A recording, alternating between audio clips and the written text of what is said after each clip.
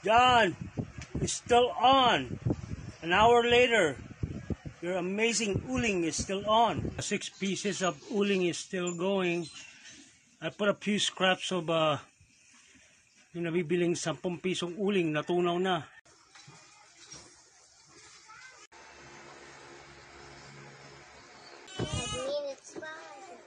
Sila may-ari.